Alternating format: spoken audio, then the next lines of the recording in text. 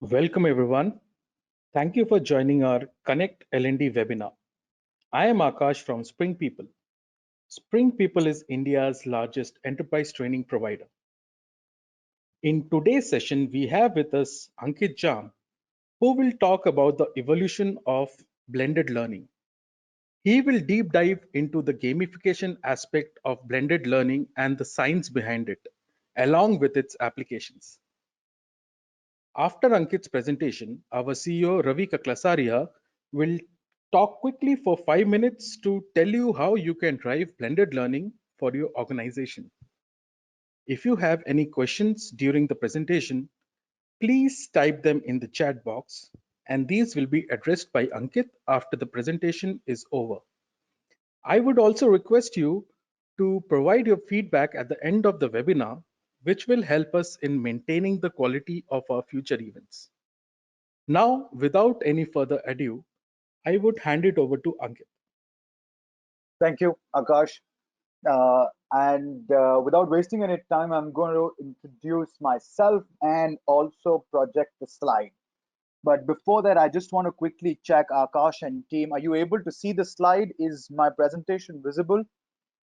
A quick Yeah, yes would be helpful. Okay, wonderful. So I think we've got about 57 people, and the number seems to be increasing. Let me take the opportunity to introduce myself and then start the session. I'm Ankit Jham. What I do for a living is I work with an organization called as KPMG. I'm part of their national learning and development team, and I'm associate director. I look after learning and development for two of its largest businesses, which basically means running the entire choice architecture, learning infrastructure, and ensuring that our people understand what they require and we're able to deliver on their expectations in terms of skills. We design and we deliver programs both in all form of the game. If this was cricket, we look at T20, we look at a 10-over match, we look at a test match. In the last 15 years, I seem to have played every form of game when it comes to training and development.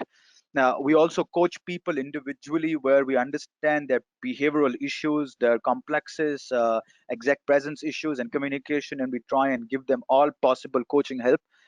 I'm also on the panel of internal complaints committee for the sexual harassment cases, if at all we face.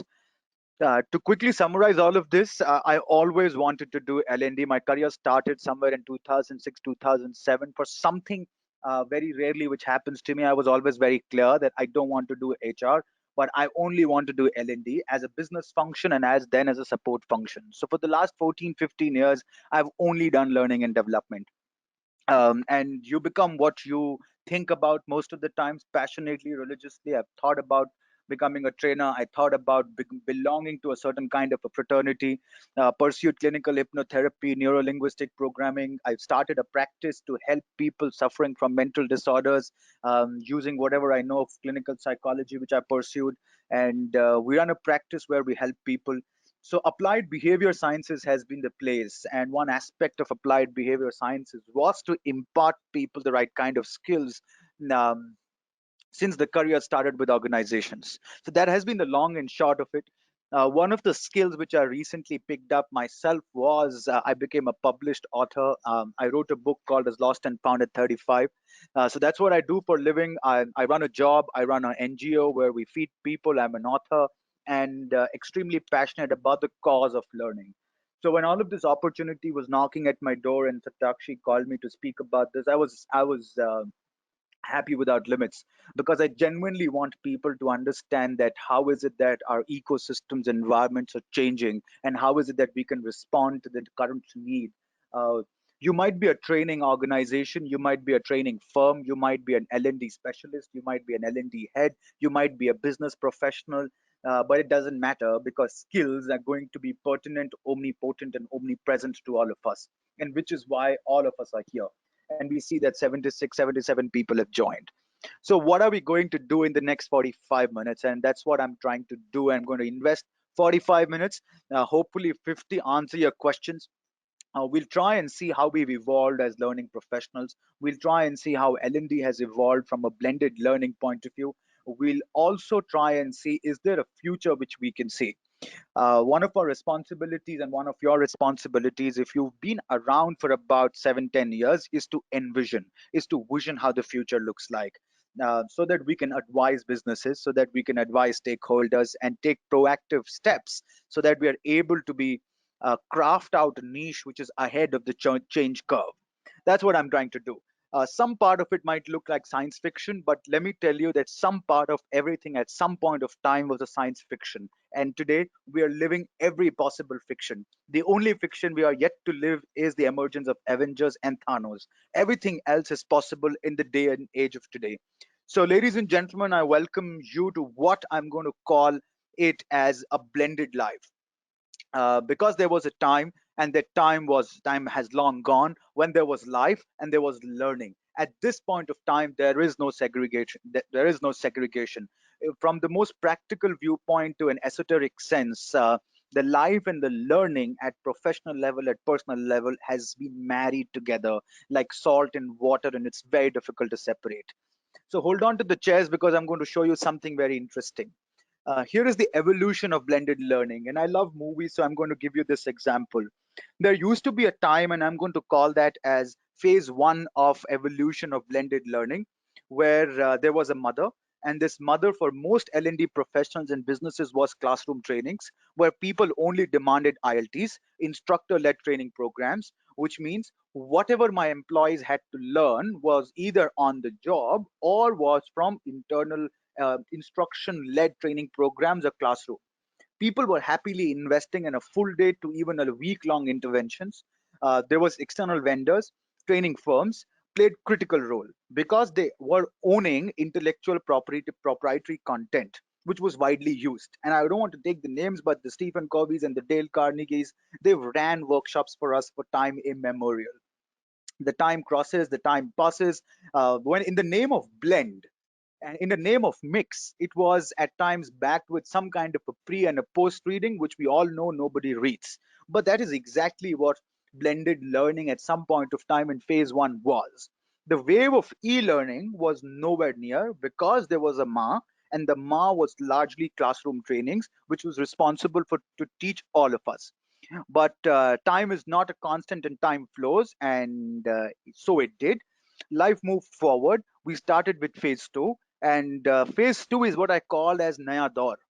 A certain kind of a change started to come. People started to talk about blends and a different andragogical method of learning, because people realized that there was a global mandate. They had to infuse technology and web based learning to emerge. Businesses started to question ROI of classroom. That, hey, listen, I spent 46 hours and 48 hours and 72 hours, but the skill hasn't moved. So why am I spending so much of money? So that question started to come in all our minds and hearts. Business pressures had to cut down the intensive immersion. People weren't just available; they were mostly at client side, on the field, on wherever they had to be. But then came to a point that the blend was the need of the hour because people weren't available. E-learning and LMS were knocking at that time, and then we call that phase as Naya Daur. Now, basis your evolution and experience of learning, you might be able to trace it in different years, but I'm going to keep it like 2000 to 2005, maybe 5 and 7. This was the time where e-learnings were picking up, and 2010 was really the time when organizations started to flirt with this idea of Naya Daur. At that point of time, a blended approach by backing a classroom with an e-learning was taken, or few sessions got converted into e-learnings only. I still remember a lot of onboardings, a lot of process trainings, a lot of tactical trainings got converted into e-learnings, and they got shelved for life. And some sessions, while they were running still classroom based, they were e-learnings which was supported. Now, when that starts to happen, you realize the market is starting to change. How people want to learn, how business is, business models are, all of that has started to change. So the pace of the change then had to be exponential.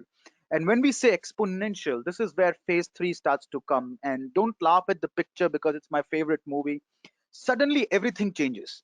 And Bollywood is a great example. Starting 1980 to about 1990, there was a pattern in how movies were made. Similarly, there was a pattern in how L&D was functioning and how blended learning was.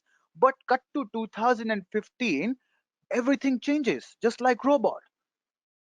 Now, if you take a pause, Parikshit Sahni would have never imagined robot. Similarly, when I started my career, I would have never imagined that there will be some day where people would stop asking for classroom training. And welcome to the world. We are sitting exactly at 3 o'clock, and that day has arrived. No one's asking for classroom trainings, and I don't think anyone is going to ask for classroom trainings. Are people not wanting to develop skills? Absolutely no. They are more desperate and they're more eager to become better, but they're wanting a blended approach. Hence, yearly mandates of blended learning portfolios became a norm. Investing in e learning was being compared to classrooms, and in pockets, it was turning out to be cheaper. I can pay about 2.5 lakhs and 3 lakhs for a 3-day workshop, but in 3 lakhs I can get a solid e-learning made for my people, which is absolutely jazzed up with video and audio, and use it time and again. I could invest in an LMS. Not only that, then it then the world opens up a certain kind of a learning nugget, bite-sized learning, MOOCs, which is massive open online courses and virtual classrooms, and the world was never the same again.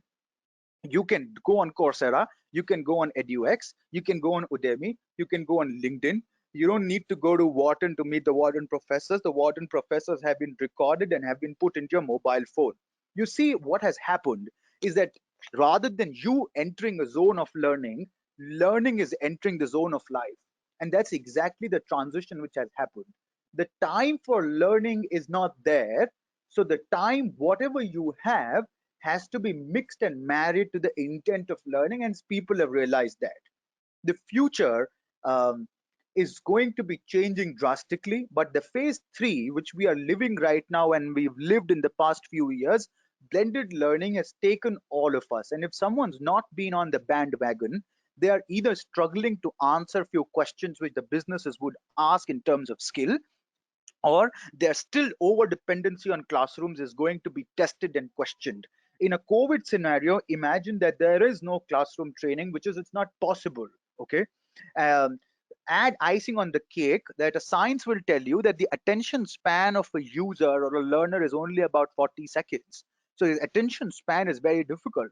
So people are genuinely finding it difficult to keep people into a classroom when the work is outside and invest time in 8 hours. Then the question of work life balance. There is absolutely no way we can live without blended learning.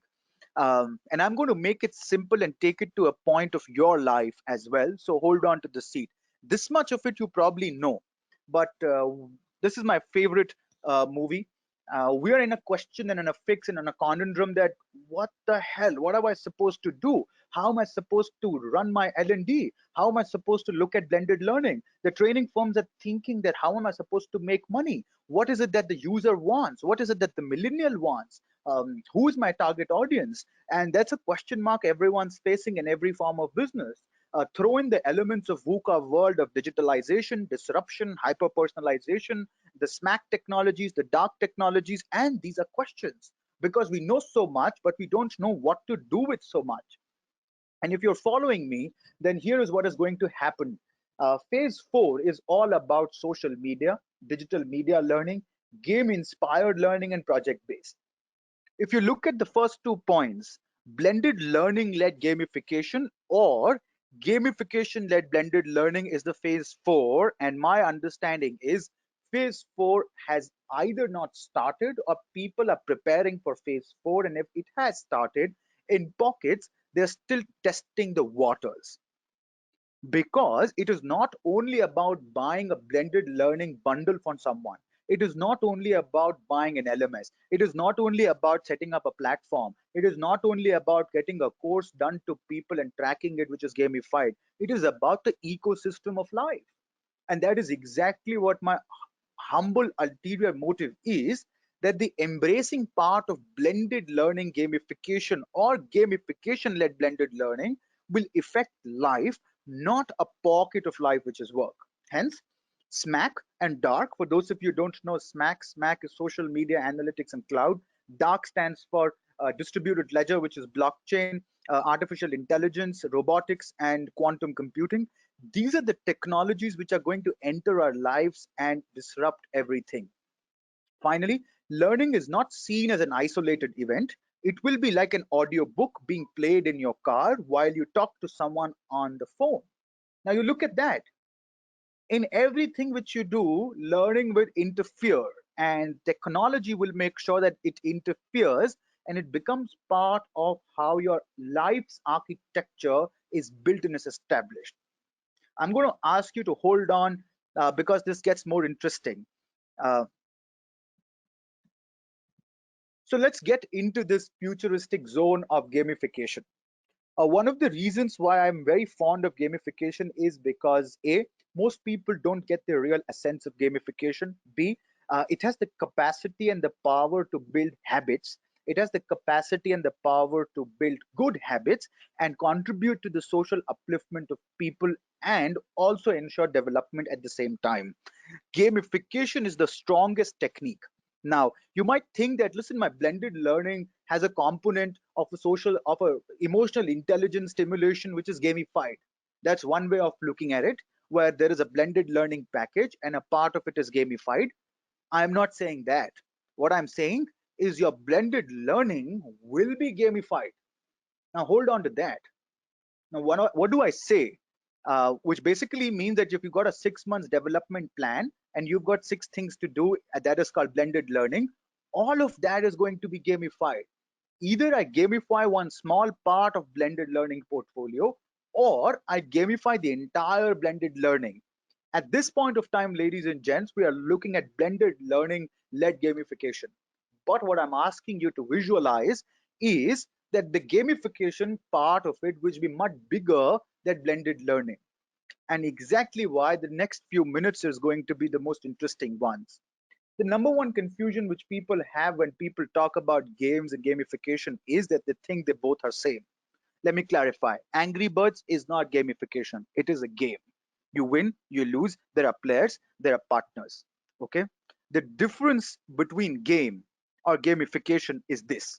So hold on to your seats. What you see in front of you is a game which was created by US Army. This was leaked to the public. Why? Because they wanted the youth to join army. Hence the youth was playing these games. They got motivated. They understood a large part about the cause and the purpose of all of this. And this is how gamification helped US Army recruit more talent.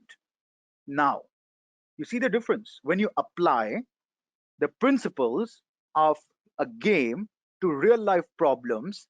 That, ladies and gentlemen, is communication and is gamification. So here is how the definition of gamification would look like. The application of typical elements of a game, which is point scoring, competition with others, rules to play, to other areas of activity, typically as an online technique of marketing to encourage engagement with a product or a service. But it has gone further. Learning is a component, developing a new skill is a component, social development is a component, building new habits is a component, obeying traffic rules is a component. You name a problem statement, and gamification has the potential to get people on track by putting them in a structured gamified ecosystem. And yet it is not a game. So never confuse the fun of playing a game with gamification. Serious challenges and problems have been translated into gamification elements, and infusing fun into them brings the right kind of behavior. For all of us to understand how all of this interferes into the blended learning life, we need to break gamification down into simpler parts. There is user engagement. What does it mean?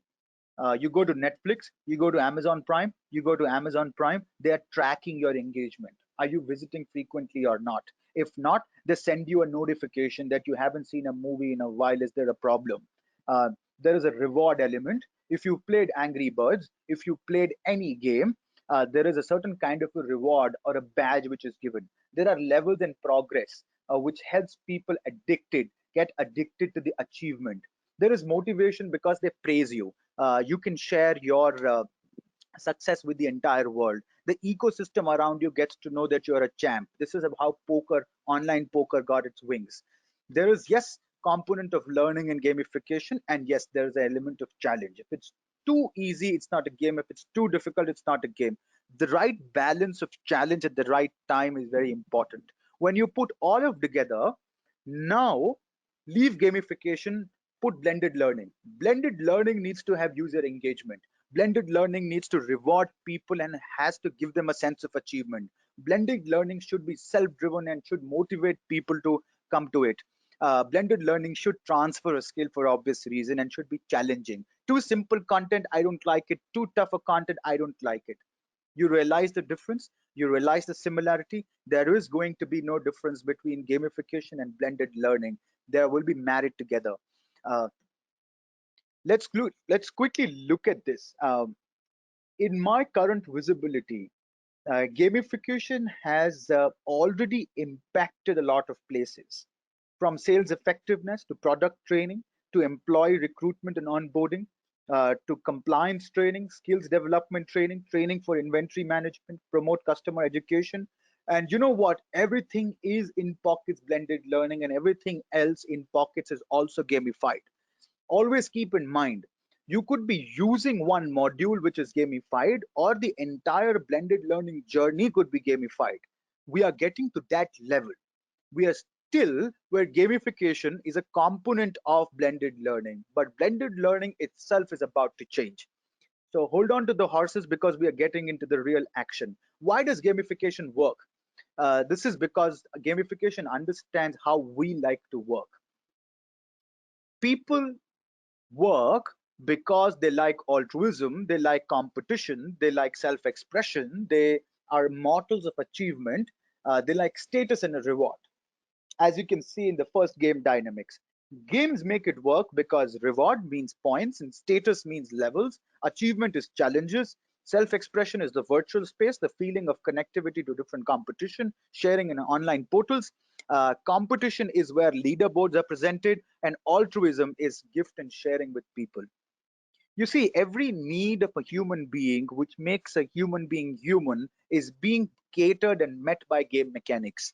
That's exactly why the probability of you being compliant to a gamification solution, the probability that you will adopt to a gamification learning based solution is much higher, because at the same time, you are also being architected in a certain fashion which will enable you to think differently and adopt to a new behavior.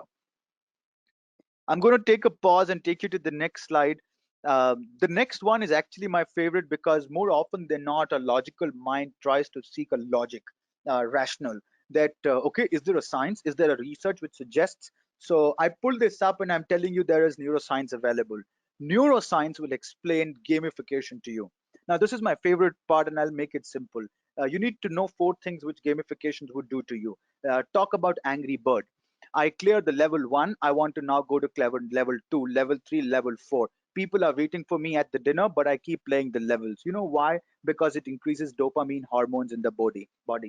Dopamine exactly responsible for what is called as anticipation of gratification. I want to drink more because I think that I'll get high. I want to play one more bet of gamble because I think I'll win. Um, Gamification is responsible to increase a dopamine in your body, and hence you keep playing. Certain badges and rewards make you feel good about yourself. If you see yourself in the leaderboard category as number one, and you hear a sound which is clap, clap, clap, the serotonin levels in the body goes up because you start feeling good about yourself. Not only that, when you get some kind of a reward, when you win, when you're successfully accomplished, those messages color coded in green, every time they pop up in your platform, there is a reward center activation in the brain. There is pain and there is pleasure, and that's how we operate. You like to feel that pleasure. You like to feel. There's a reason, there's a reason why you call someone and there is a disconnect tone. You feel irritated, and while uh, some other tones can make us soothe, make us feel nice and calm. That's exactly because they're positively affirming. The reason is reward centers get activated. So when I look at a screen that says game over and it says ta-ta, it demotivates me. And if it comes too quickly, it really demoralizes me. But if suddenly a successful completion of stage three comes and it says you're a rock star, you are at number three, boss, your reward centers are gamified and you don't know, but your brain's been manipulated in the most positive sense. Finally, we all love stories. We are the brain's responsive enough to react to a story. So if I put you into an avatar and you're able to select your clothes, you're able to give yourself, like if I'm an Avengers fan. So if you make a game and teach me anything using Avengers, I'm going to be more than happy because I'm going to select Iron Man as my avatar. And if the computer or the laptop addresses me as an Iron Man, I'm going to be super thrilled and I want to go again and again. You don't realize, but you'll probably think this is jovial, but I'm going to prove it to you, so don't worry about this. So, this is how gamification impacts the neuroscience, and hence it's a real deal and a real game. Hold on, because there is some interesting stuff which is going to come your way. Let's talk about application and success stories. And some of the applications and success stories are so common, and I bet that they're so common that you haven't even noticed it. Here is what I'm going to show it to you. Uh, I'm very sure that people know what this is. This is a Nike running application. Somewhere in the somewhere in 2010, Nike, actually before than that, Nike started to contemplate and anticipate that how will the shoe industry um, be affected by technology. One way definitely is that we'll have to modernize our supply chains, but if digital wave is going to hit us, then it's going to hit us. So Nike said, hey, listen, let's not be a shoe company, let's be a running company, let's be a lifestyle company, let's be a healthy company.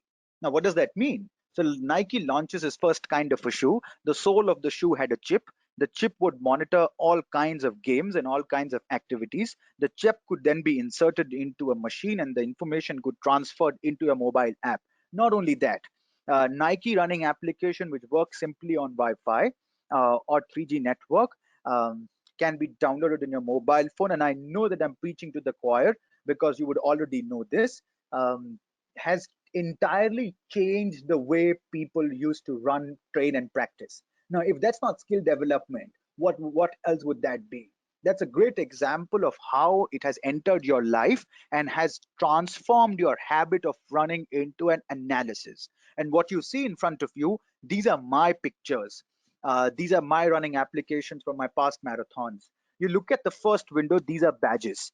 If I do a certain kilometer, a certain few hundred kilometers, I get an orange and a green badge. It was such a thrill to get to a green badge because green badge meant that, boss, I've run more than 500 kilometers overall in my lifespan. Then comes latest achievement. Then comes daily tracking. Then comes a map, and then comes congratulations, this is your fastest run. And not only that, you know, we are kids at heart. And when I used to do my fastest run, they had pre-recorded a voice of a guy who was a racer, and he said that, congratulations, Ankit, this is your fastest run. I'm proud of you. I swear to God, for a second, I felt it was a coach who was guiding me because you are in the state of ecstasy and gamification hits your reward centers. Now, as a result, what happens is that I couldn't run without the application.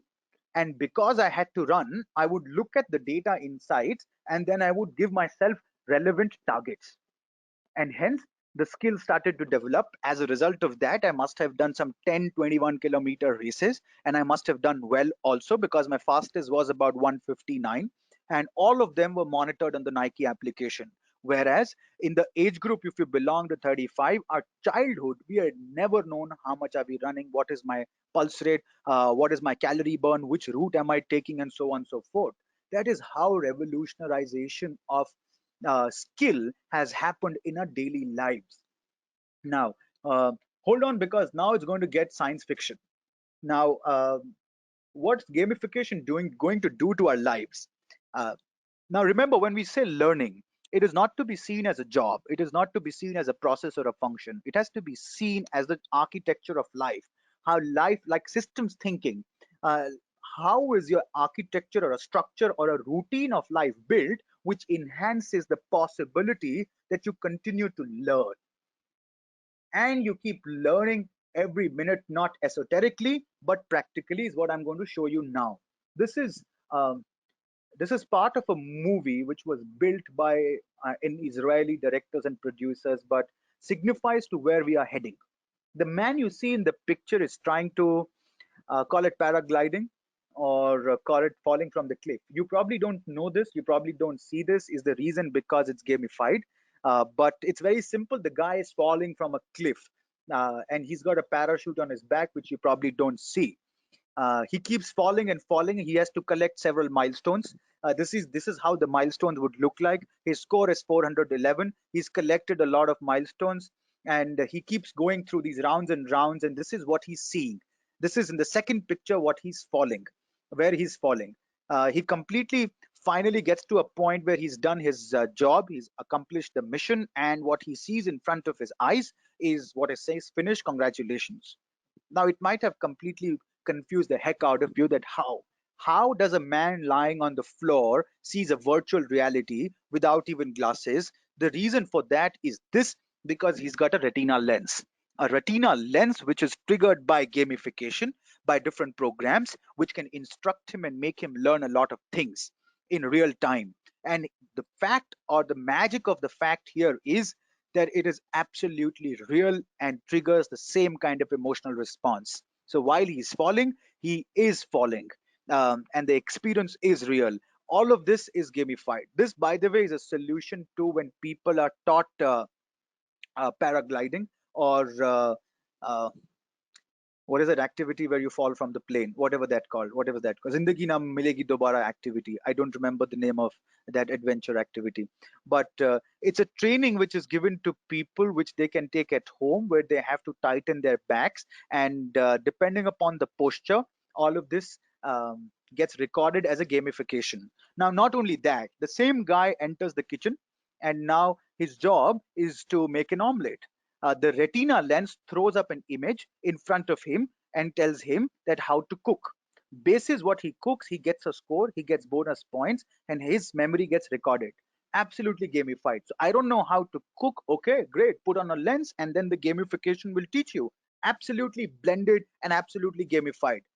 I don't know how to cut a cucumber, so I'm going to teach you how to cut a cucumber. All of these images, all of these graphics are being projected by the retina scan lens on the sheet, on the kitchen shelf, and exactly what you see. So the three-star chef is what level you are at. Now, if you cut a piece of a cucumber nice, it says nice, good job done, 10 points. If you don't, then it says bad job done, try again, game over. Um, every skill is getting transformed into a gamified version. This is a science fiction. A part of it is real, a part of it is not. But I'm going to blow the science fiction up, because I genuinely believe that if you've given 15 years to a space, you should be at least have the sanity and the vision to idealize and see how the next 5 years would look like, or how the next 7 years would look like. So I've taken the liberty and I've taken the leap of faith to be imaginative for all the L&D professionals on this call, and see that where are we heading? What is the future of learning, and how blended learning is going to affect all of us? So here's a quick story, and hopefully you like it. The future of learning depends upon the millennials, which means that meet my friend Mike. Mike is an ordinary guy, but the problem is that he's a millennial. 65 to 70% of your audiences, if you're the training giving side, if you're a training organization, if you're an organization and you're a training head, they're all going to be millennials. Okay, which means attention span is less than 40 seconds. So don't expect them to read mails. Don't expect them to watch lengthy videos. Don't expect them to sit in a classroom and stay tuned. They will do laptop and they will do mobile phones, because they love digital. They're self-obsessed. They love Facebook, Instagram. They love Netflix. Okay, Netflix has spoiled them. Why? Because your competition and my competition is not our competition. So if I work with an organization, the competition is not the organization. The competition is Netflix. The competition is Amazon Prime. The competition is going to be the other social OTT platforms. They've made their life so simpler that they find our GLMS difficult, which also relatively is simpler. They've made their life so hyper personalized that they find my performance development and other platforms very difficult and complex. It is not my fault. It is not the fault of the IBMs and the Oracles and SAPs of the world. It is the fault of a disruption. Completely a black swan event and hyper personalized experience of Netflix and Amazon Prime. And then they want that kind of an experience. Welcome to the new world.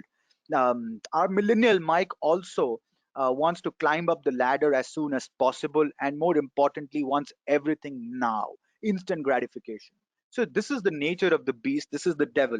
And like Lucifer would say that what do you exactly desire? They desire everything right now.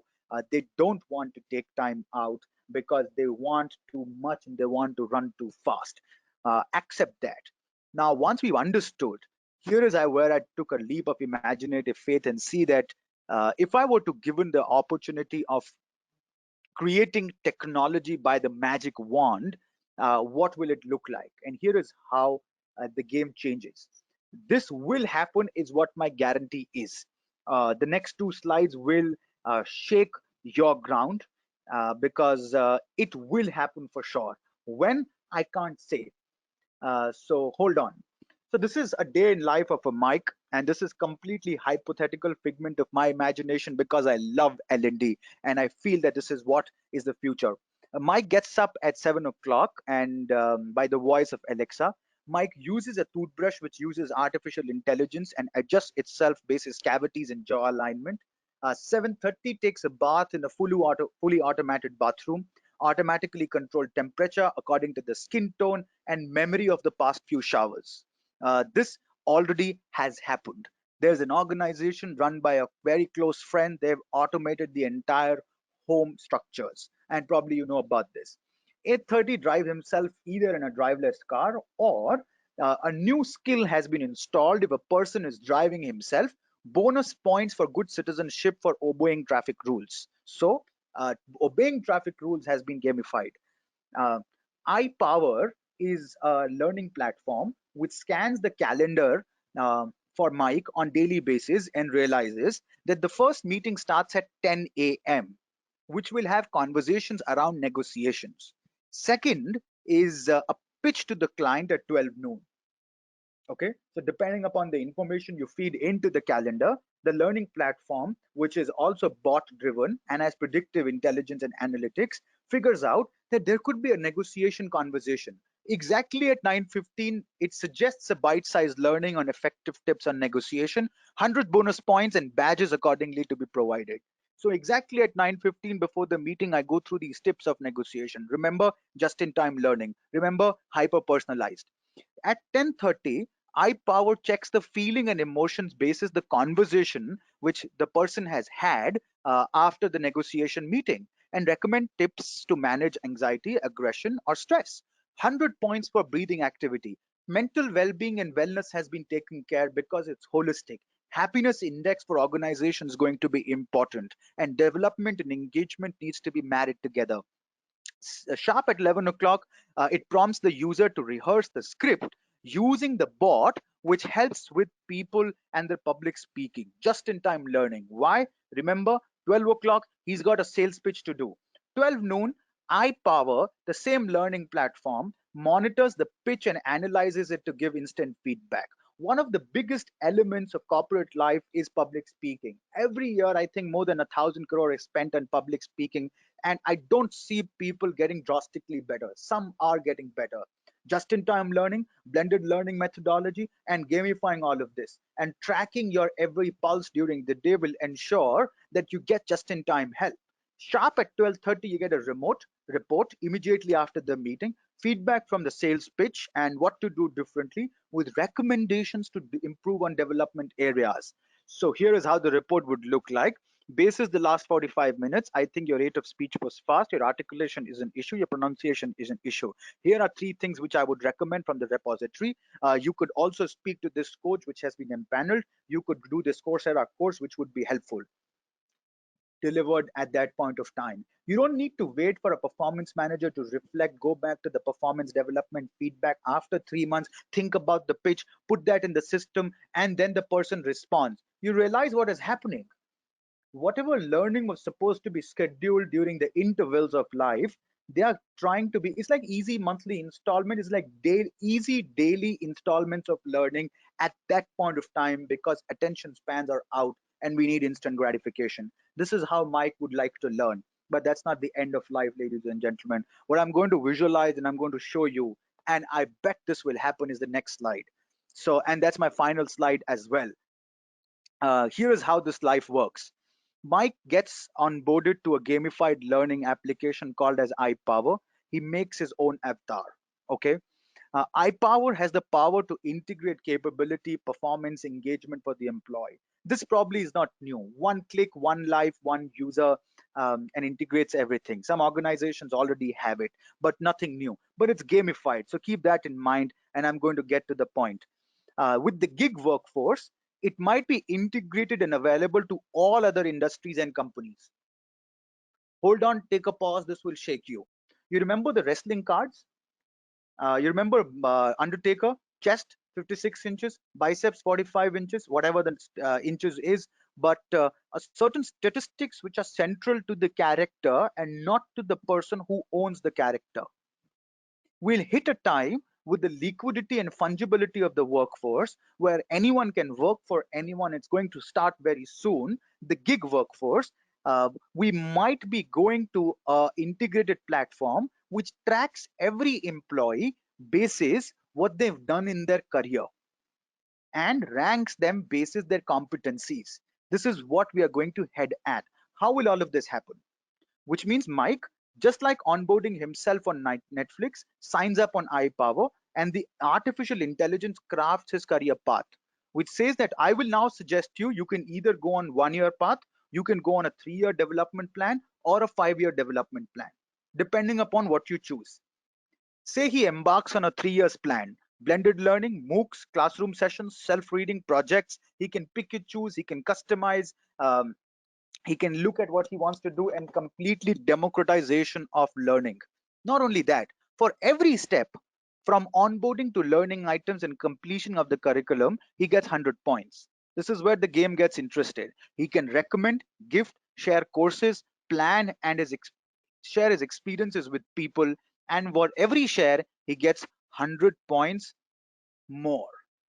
Now, you realize that ecosystem is getting developed. Mike is gathering points. With every gatheration of points, the will to perform better, the will to stick to the structure and schedule is also increasing because the dopamine is now going to play. There is also a central market capturing of the workforce which is increasing.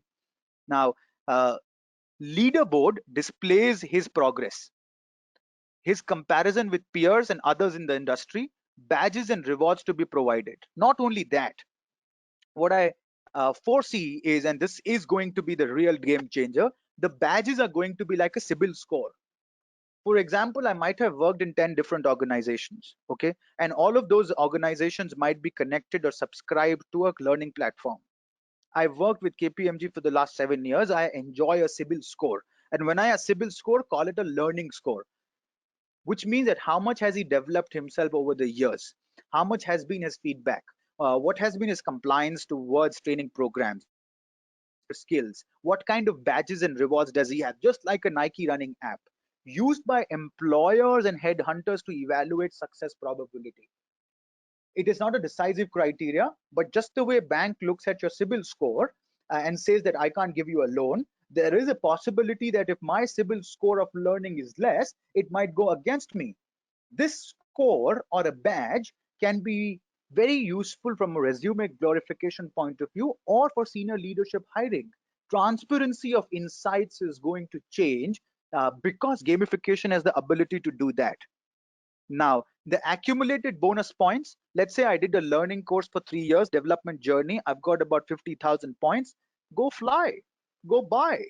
Not only that, this is where the game changer is. When I do all of that and I link it to the economy and the future of the workforce, then what happens? If the development continues for 5 years or more, and the CIBIL score is good, the bonus points get converted into a mutual fund for long-term saving. And that is also possible via distributed artificial ledger, which is blockchain. Now, I'm not saying that this has happened, but I'm saying that when you look at this and when you look at where you are, this might sound like a science fiction. But at the end of the day, bot at some point of time was science fiction. Artificial intelligence, predictive analytics was science fiction. Would you have imagined at any point of a time that you will be watching more on Netflix, not on your television? We've lived an age of science fiction because there is only as much difference between fiction and reality, ladies and gents. Uh, the ground the ground principles which are real and which needs to be we need to be aware of are there is interconnectivity of systems and processes. Everything will be married to everything through Internet of Things and through other networks. Okay, your life is going to be hyper personalized. If an organization in US called as Protos Pharma could create a digital medicine which has a digestible sensor which you can digest, and a mobile application to can track that whether if you've taken a medicine or not, imagine how learning will get hyper personalized. Learning is not going to be a function, learning is not going to be a process, it is going to be embedded in the flow of life. If you can create a choice architecture for your clients, if you can create a choice architecture and ecosystem for your organizations and teams, I'm telling you, your job is secure. Otherwise, there is always a techie waiting for us to replace our jobs, because everything either is going to be run by tech or will be a tech company. My humble submission to people who run training organizations and they're dependent upon classroom trainings: think through this, because disruption's right at the corner. You have to think gamification and blended learning. People who are running L&D functions, think through this, because how your environment and ecosystem is needs to go through a solid devil's advocate and questioning. And let me warn you for this. You might be thinking that Ankit comes from a techie background and I'm a technologically illiterate person. For the large part of my life, I've hated technology. But at this point of a time, survival instinct says I don't have a choice. If I don't understand the role of blended learning and gamification and technology in the profession I love, very soon the thing I love will be taken away from me, because I might have started my career for the love of learning and the infatuation of a training room, but the end of the career is not going to be the same, because the journey is changing. My closure to this is that if you remember, the bird phoenix is famous for rising from its own ashes. L&D stands at a juncture and a threshold of life where L&D has to rise from its own ashes, and gamification and blended learning is nothing but the first step.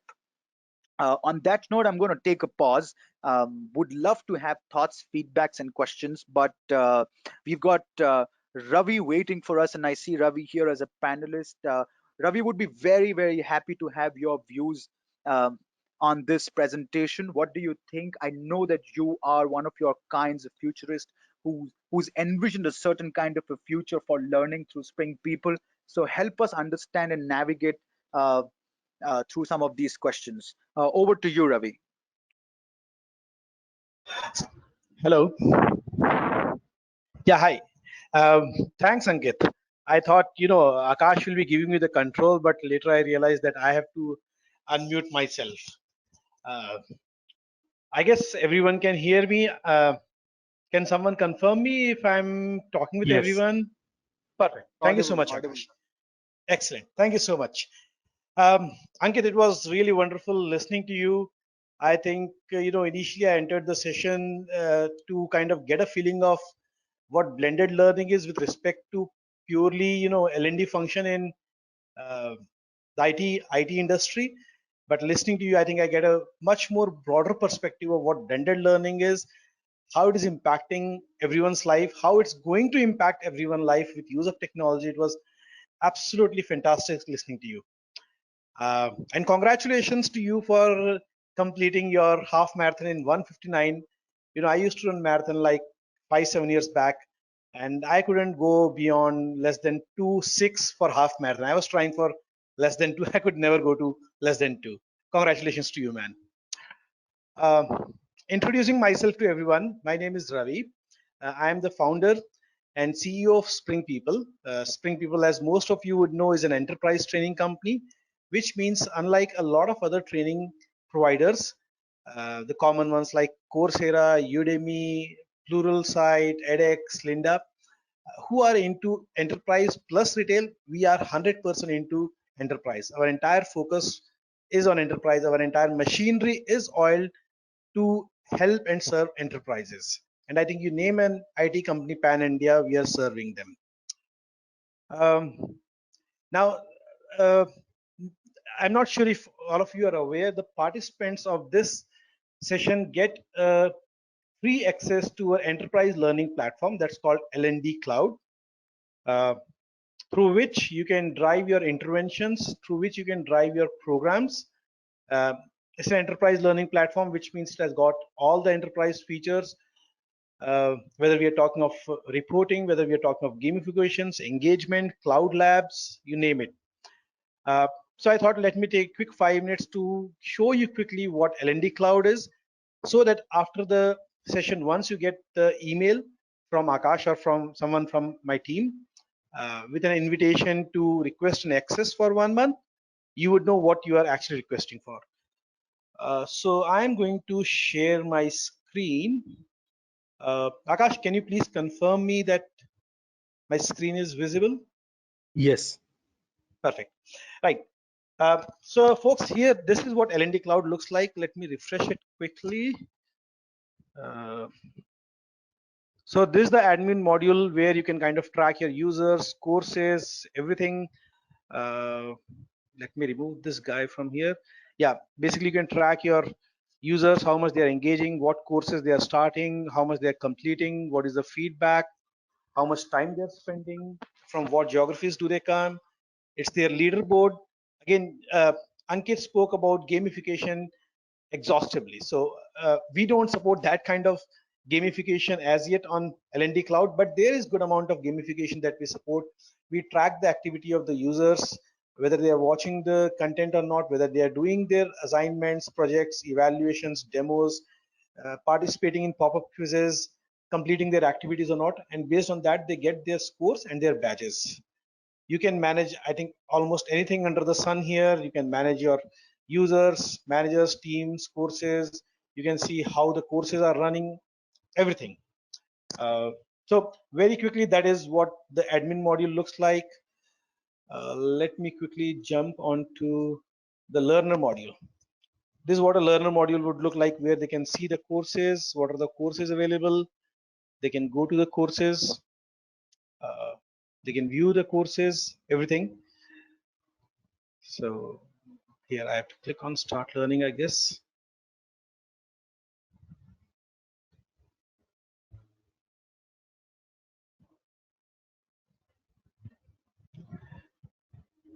So that was quickly about the course. Coming to the important part about the blended learning, because this session has been about blended learning and gamification.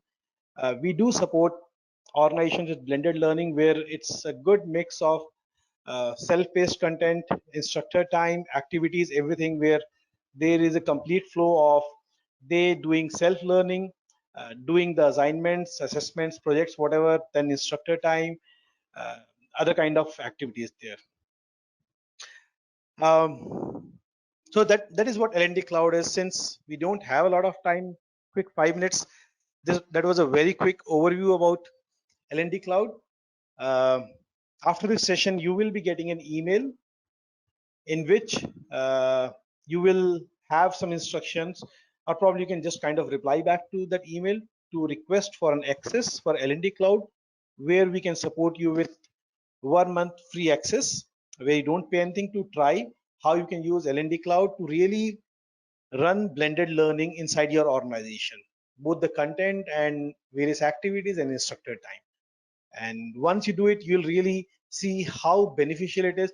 A lot of our actually clients have moved to blended learning or virtual training. I think over last 1.5 months, we have seen good 80-90% of our clients moving to blended or virtual training. And I will strongly encourage everyone in this session to try blended learning using L&D Cloud. That's from my side. I think I'll hand it over to Akash or probably Ankit. I think Ankit is going to take up the questions now. So over to you, Ankit. Thanks, Ravi. Thank you. Thank you. Yeah, sure. Thank you. You guys doing a good job.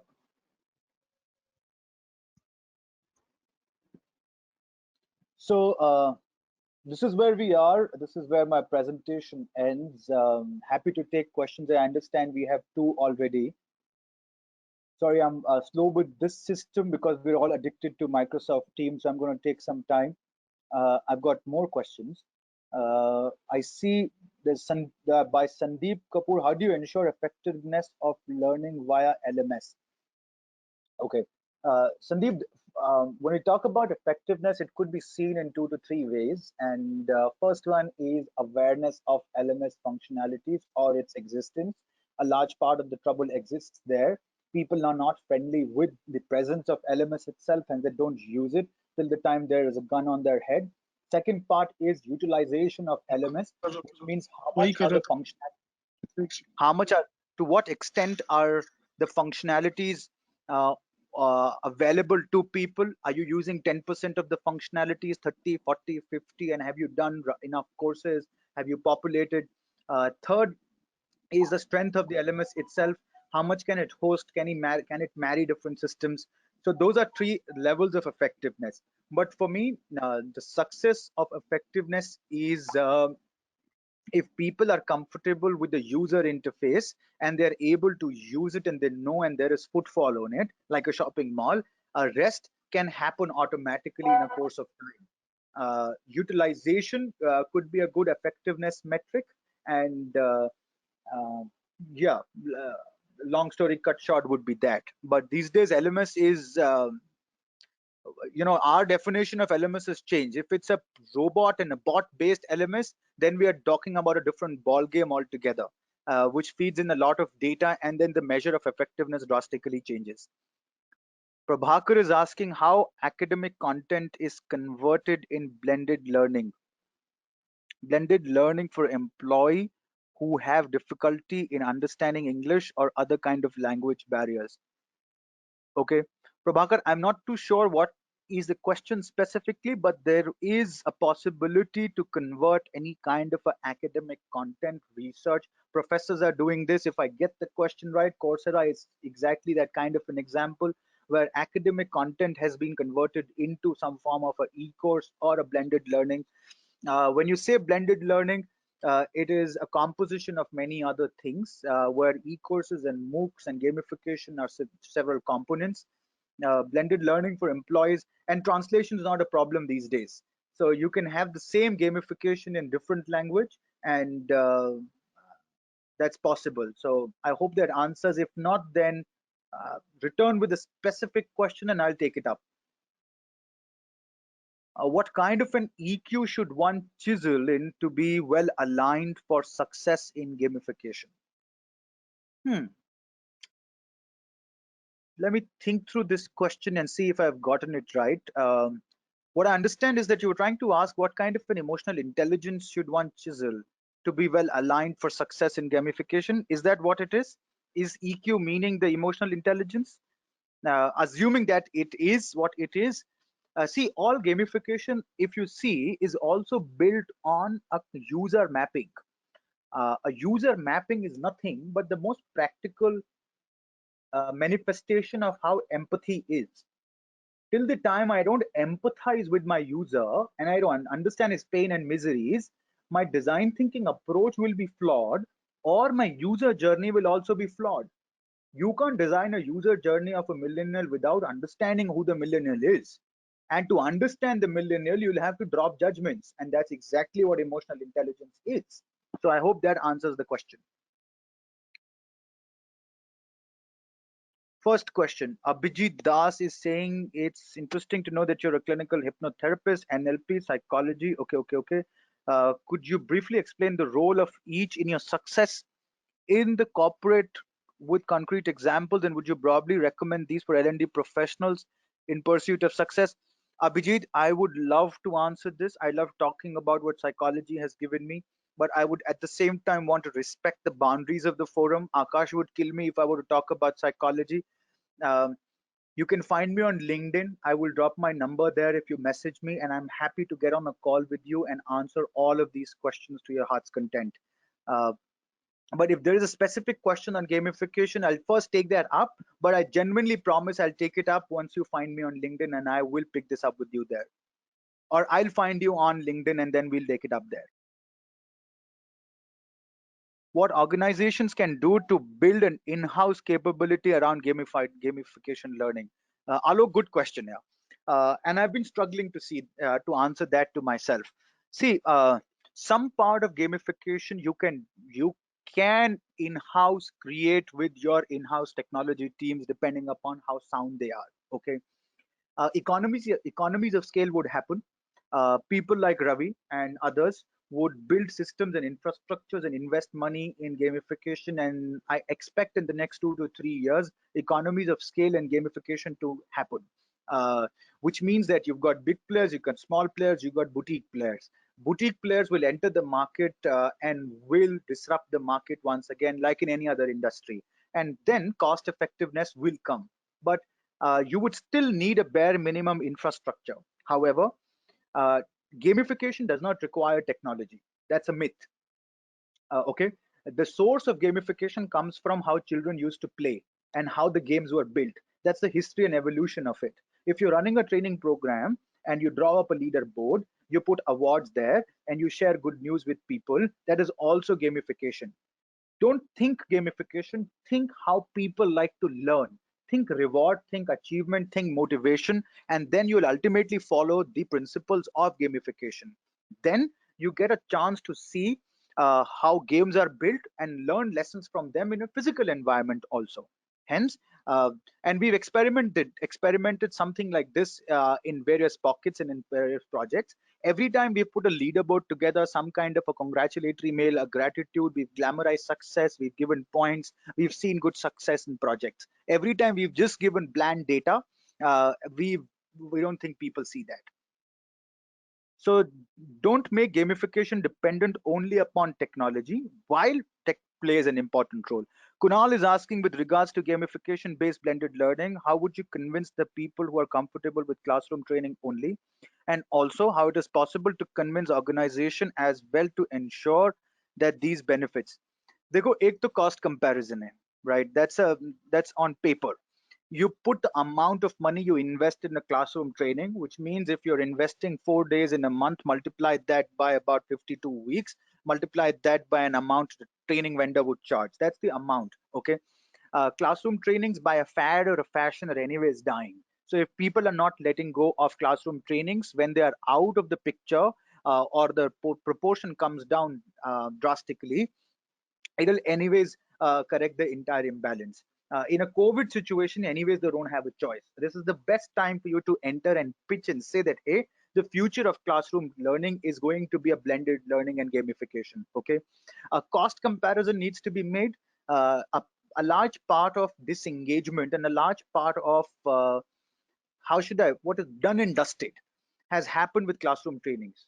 Every methodology, andragogy, pedagogy, every form of activity, every form of engagement, all kind of videos have been tried in a classroom training. You're a rock star trainer. Everyone knows that you might do well, but people want more. User experience is evolving, and the future of user experience is gamification. My advice to you will be, don't fight the battle between gamification and classroom. No, blend a marriage between both and start with that, because even gamification alone cannot do justice to a lot of impersonal feedback. So your classrooms would be required. uh, do people do it or not, environment decides and budgets decide, but gun for a healthy marriage between classroom, blended learning, and gamification, so that your choice architecture is so comprehensive, and then you're able to say that this is a holistic solution and we are not putting all eggs into one basket. That's my viewpoint. Guru Dutt is asking, if Mike keeps earning 100 points for each goal, will it not lead an instant gratification dependence, which may not be a long-term solution? Uh, and that's exactly the criticism of the theory of gamification, that people get obsessed with pointsification. What you're saying, basically, it is called pointsification. And remember, it's a double-edged sword. Yes, he becomes mortal to instant gratification, but you also remember, if he studies for 5 years and he does not use his points, they get transferred to a mutual fund and he gets saving. Remember the future. So the imbalance of that will happen by balancing delay in gratification and instant gratification. Depends upon how we architect his choice infrastructure. But the risk is still there. The biggest criticism of gamification is what is called as pointsification, where people are saying that, why are you debilitating and deriding human sentiments by making it a mortal game or on a portal? Why are you playing? It is causing addiction to people already. That's the other negative side of it. But um, it depends upon us. How do we use it? We are talking learning. If he's getting a skill out of it, and if he's getting instant gratification by points, accept the fact that is how Mike is. He's a millennial after all. What are some of the best practices to start a gamification approach with an organization? Introduce leaderboards, introduce the concept of heroes, introduce the concept of avatars in physical format, introduce badges. A lot of organizations already have badges where if you take a certain hours of training, you're allocated a badge. So start talking about that at a sensitization level. People will understand that because they're already addicted to hyper personalization world of Netflix. Check if your um, platforms are user friendly or not, because gamification, if it's not user friendly, sucks. And most case studies which I've observed which they have failed because gamification wasn't user friendly. Remember, there are two parts to this. There is onboarding and there is scaffolding, which means when you go to Angry Birds, how easy does Angry Birds platform makes your life to learn the game by touch and by nudge and by giving you instructions. If you were to read a lengthy instruction, bad scaffolding and onboarding. If it happens in 5 seconds and you understand the game, which is exactly how it happens, you are on for the game. Webber is asking, if a millennial have attention span of 40 seconds, how do we ensure that we would spend enough focused time on learning? Now, which is why, Webber, we can't spend enough time on learning. Learning has to enter lives. Learning has to marry the lives. The other side of the game here is that millennials have a problem to learn discipline. They will have to learn delayed gratification. The grit and mental resilience is a part of an emotional intelligence journey which they have to embark upon. So don't peg your game only in on the question that how do we ensure he would spend enough time. There are, at that point of time, attention personal mastery is where the topic is. He has to, if he has to perform to his potential, get to a point of using his focus and attention, hyper focus, achieve an optimal experience in his work and work without distractions. But at the same time, we as choice architectures and learning and development in architects, we have to see uske lifestyle mein how do I embed learning. Okay, all finished. Wonderful. I hope I did justice to answering all questions. Like I said, I'm no expert, but I'm genuinely passionate about the cause of learning, and I'd like to envision how the future looks like. Would be happy to have the feedback. I know that we've exceeded time, so Akash, over to you. My gratitude to your team and to all 101, 68 people who joined, now 67. I hope this was useful, guys. Akash, over to you. Thank you, Ankit. Thank you, everyone for joining us. We will be sending you the recording of the session shortly, along with the invitation for the pre LND cloud access. Thank you.